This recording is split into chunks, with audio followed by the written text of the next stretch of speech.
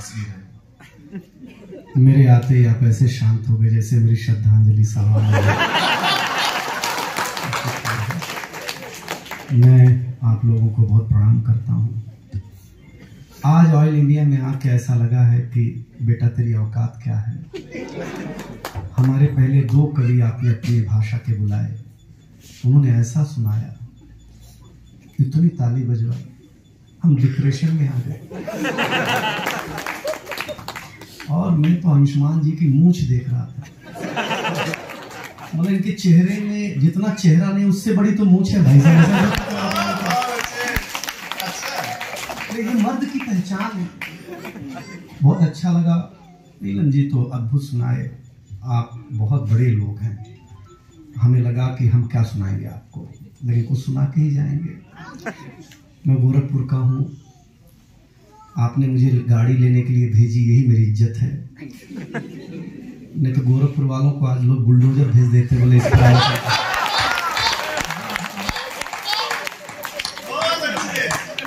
Kuldeep sir को विशेष प्रणाम करता हूँ। सर ने 3 बार कोशिश की हमें बुलाने की, हम नहीं पहुंच पाए किन्हीं कारणों से। लेकिन सर का जो रिस्पांस है व्हाट्सएप पे वो क्विक है, मतलब आप कोई भी क्वेश्चन करो तुरंत आंसर देते हैं। मुझे बहुत अच्छा लगा, क्योंकि मैं इसी एक कमी की वजह से मेरे घर में जो बवाल है, मेरी बीवी अगर सवेरे व्हाट्सएप करे तो मैं शाम तक बड़े मुश्किल से जवाब देता हूँ, और घर पहुंचने के बाद जवाब देने के काबिल रहता भी नहीं। इससे पता चलता कि मैं तो नहीं डरता। लेकिन त्रिदीप सर, बहुत अच्छा लगा सर आपको देख करके, आपकी मुस्कुराहट देख करके। मैडम को भी प्रणाम करता हूँ, आशा होगा मैडम ही है।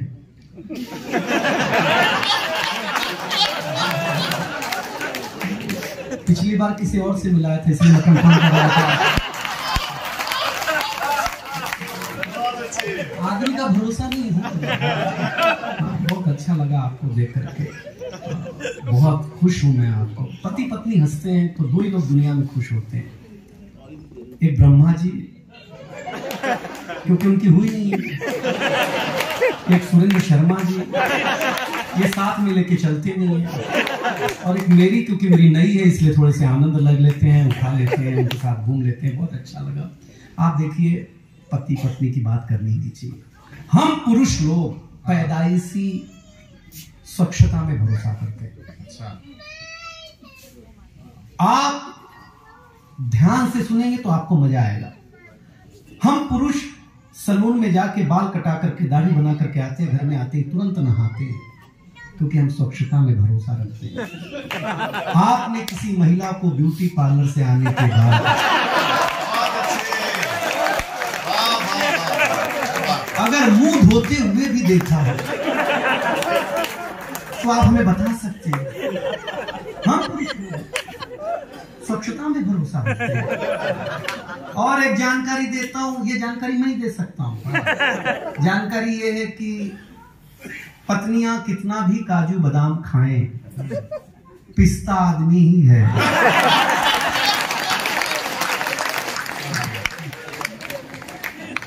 आरसी सर आ चुके हैं, और एक बार जोरदार तालियां बजनी।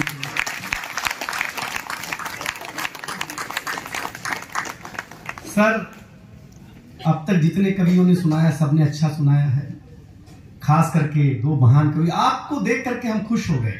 उसके पीछे छोटे मोटे कारण हैं। सर, अभी बरेचा सर ने एक आयोजन ऑयल इंडिया ने किया था कोलकाता में, और सर थे, सर को इतना हंसाया कि सर ने बीच में ही बरेचा सर से कहा कि इनको दुलिया जान बुलाओ। अब जब कवि सम्मेलन शुरू हुआ तो सर थे ही नहीं। अब हम टेंशन में कि अगला स्टेशन करने के लिए बीच में कौन बोलेगा।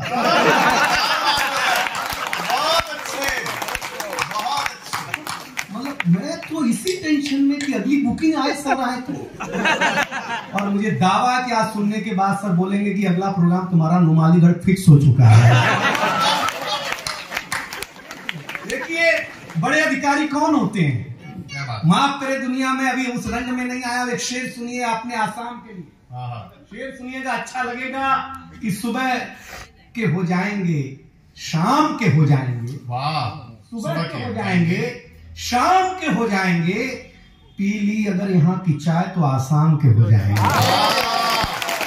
पी ली अगर तो आसाम के हो जाएंगे। लेकिन साहब कविता का रंग है, अपने अपने तरीके से देखिए, बहुत अच्छा सुनाया। एक बार सर मैं सही बताता हूँ, आपको तो हिंदी समझती है,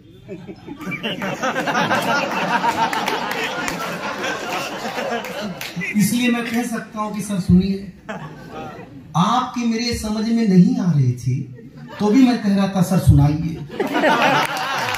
ये देखिए, एक बार सर मैं सर बताऊं, बंबई में एक कवि सम्मेलन में बंगाल का कवि आ गया, आयोजक का दोस्त था, तो उसने बोला दिनेश भाई ये बंगाली में सुनाएंगे, आप ट्रांसलेट कर दोगे? मैंने कहा कर देंगे। बोले आपको बंगाली आती है? मैंने कहा नहीं। बोले कैसे करोगे? मैंने कहा सुनने वाले को पूछो आती है, जब इनको नहीं आती तो अपने को ट्रांसलेट करने में क्या तकलीफ है? हमने ट्रांसलेट किया, सही बताते, लेकिन आप लोग सचमुच बहुत अच्छे लोग हैं। हम तो आपके एयरपोर्ट से बाहर निकले तो देखा कि एक आदमी ने एक कुत्ते को बिस्किट खिलाया। कुत्ता बिस्किट खाते कभी ऐसे पलटी मारे, कभी ऐसे, कभी ऐसे, कभी ऐसे। तो मैंने पूछा क्या खिलाया? तो आपके यहाँ के आदमी ने कहा भाई साहब ये पतंजलि का था।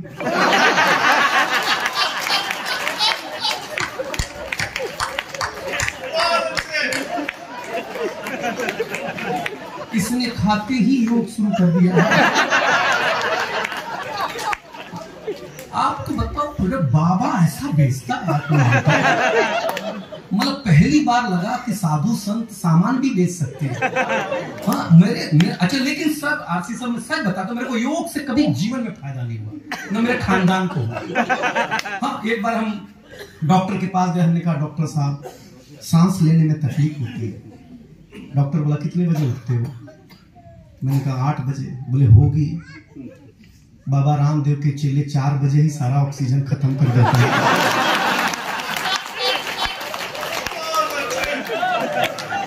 तुमको 8 बजे होगी? मैं सर सही बताएं आपको, हमारे गांव में जब बाबा आए तो हमारे गांव में टीवी नहीं, हम टिपिकल एक बहुत इंटीरियर गांव में रहते, टीवी नहीं हमारे यहाँ। तो मेरे दादाजी ने कहा मैं लंबा जीना चाहता हूँ, टीवी भेज। मैंने टीवी भेज दी। मैंने कहा क्या देखो? बोले कुछ नहीं देखना, खाली योग करेंगे, बाबा को सामने बिठा। ठीक है योग करेंगे। हमने केबल कनेक्ट करा दिया, बाबा टीवी पे आ गए। सुबह सुबह दादाजी खाट पे बैठे हुए, बाबा ने मेरे दादाजी से कहा कि एक नाक पे हाथ रखो, दूसरे से सांस खींचो। मेरे दादाजी ने खींची, बोली और खींचो। मेरे दादाजी ने और खींची, और खींचो। इसके बाद लाइट चली गई।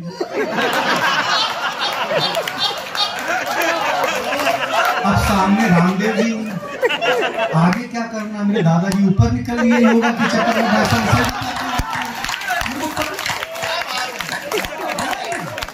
सर पता कभी फायदा नहीं, दादा को मरवा दिया। ये छोड़िए, मेरी शादी हुई तो मैं अपने सुरेश चाचा जी के पास गया। मेरे चाचा जी प्रणाम। बोले प्रणाम, बता मेरा शादी हो गई है। तो बोले मैं क्या करूं? मैंने कहा करूंगा तो मैं ही, हो गई है बताने आया। तो बोले खुश रहे। मैंने कहा असंभव। बोले क्या करना चाहता हूँ? मैंने कहा कहीं घूमने जाना चाहता हूँ। बोले हरिद्वार गया। मैंने कहा शादी हुई है, श्राद्ध थोड़ी नहीं है, आप हरिद्वार भेज रहे हो? हरिद्वार गया। बाबा ने जो पहला योग सिखाया मेरी बीवी को, एलोपैथी में भी वो ताकत नहीं है। मेरी बीवी को सामने बिठा के बोला बच्चा शादी को कितने दिन हो गए? आजकल बड़े चर्चा में थे, मालूम है आपको? तो मेरी बीवी ने कहा 3 महीने हो गए शादी को बाबा जी। बाबा ने कहा आज का पहला योग सीखो, सांस को कंट्रोल करो।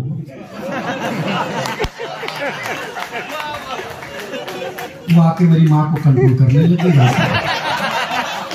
अरे हमने कहा सांस बोला, सांस थोड़ी बोला। बीवी बोली जो जल्दी फायदा करेगा उसी को ना करेगा। दूसरे दिन वापस ले गई, बोली आज अच्छा चलेंगे, क्या योग सिखाते हैं? मैंने ले गया। बाबा ने कहा कल बताया था ना सांस को कंट्रोल करो, आज दूसरा योग सीखो, सांस को बाहर छोड़ना। मैंने कहा बाबा शादी 3 ही महीना हुआ है, तलाक 3 दिन में हो जाएगा अगर ऐसी। मुझे बाबाओं से कभी लाभ नहीं हुआ। मेरी बीवी बोली यहाँ नहीं रहेंगे, चलो गंगा नहाने चलते हैं। हम चलो गंगा में नहाने ले गया। जैसे ही डुबकी लगा के बाहर आई तो एक नागा बाबा दिख गए। अब मेरी बीवी पीछे पड़ी। नागा बाबा, बाबा आशीर्वाद दे दो, मेरा पति बहुत अच्छा कवि हो जाए। बाबा आशीर्वाद दे दो, ऑयल इंडिया में खूब सुना जाए। बाबा आशीर्वाद दे दो, उसको खूब पुरस्कार मिले, पैसे मिले। वो नागा बाबा 10 मिनट सुना, उसके बाद भड़क गया। उसने बोला मैं नागा बाबा हूं ही नहीं, मैं नहाने गया था, किसी ने कपड़े चुरा लिए।